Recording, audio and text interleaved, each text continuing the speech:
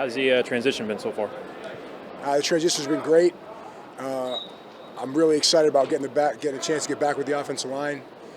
I think the guys are doing a great job, and we're trying to improve every day. So it's been fun. Augie, you transitioned to offensive line coach, and then you guys just added 7 new faces, 7 new freshmen, and then 4 transfer portal guys. How crazy has that been, kind of?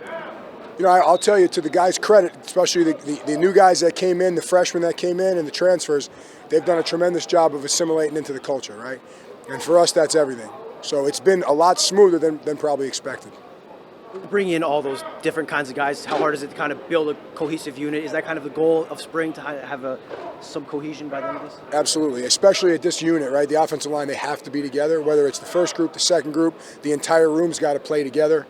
I think they've done a real good job of embracing each other, embracing the transition, and I'm really proud of the way they're working right now, so they're doing a good job. How much blocking schemes change at all, or philosophy, or pretty much the same stuff? No, it's fairly much the same. We got a couple twists here and there, but for the most part, it's Sean's vision. We're keeping the offense where we want to be, and it's just about cleaning up and tidying some things up, which I think we're doing.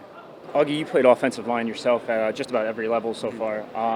A guy like J.D. DiRenzo is making a big transition from Sacred Heart to the Big Ten. Can he make that transition, and how's he been so far?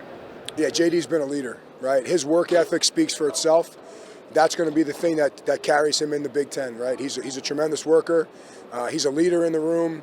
He understands the transition, and I think he's working really hard at it. He comes in for extra work, so he's doing everything that we expect him to do.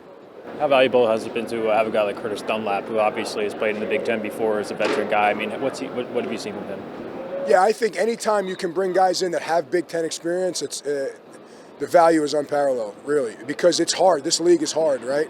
And guys that understand what it's like to play in this league and be successful, it rubs off on everybody else. So he's doing it. It's good to have him in the room for sure.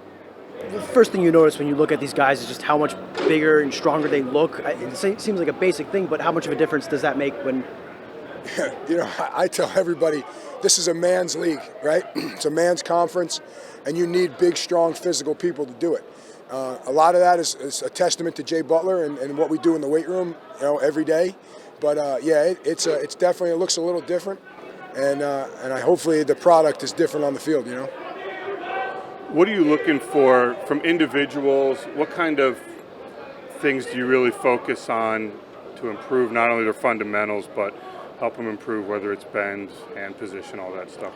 How do you look at that? I think the first thing that we look at is it's got to be a mental toughness thing, because what we're asking offensive linemen to do is not easy, right? So we're asking big men to bend and get low. We're asking guys to slam their face into each other for 70, 80 snaps. So we need to build a mental toughness that allows us to work on our craft every day, right? And yeah, there is the fundamentals of the bending and the thumbs and the hands inside and running our feet.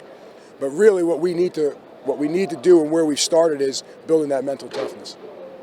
Augie, most of these transfers are coming in with a lot of offensive line experience, game experience. Mike Giafani, for example, is coming in after transitioning from defensive line to offensive line. How's he kind of developing? Yeah, Mike is probably one of the best athletes in the room. He's explosive, he's fast, plays with pad level. His work ethic is next to none. I mean, he really does a nice job of getting in extra work. He understands that he's essentially a rookie to the offensive line, but the way he works is once again going to be the thing that pushes him on the field, right? His work ethic is very strong.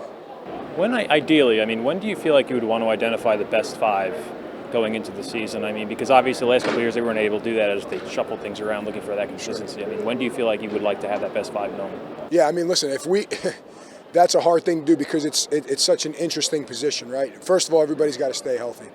Second of all, we got to gel together, right? We got to make sure we find the right guys.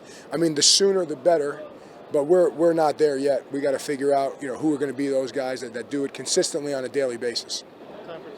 After talking to Andy last year, I know his plan pending health was to kind of rotate guys in and out.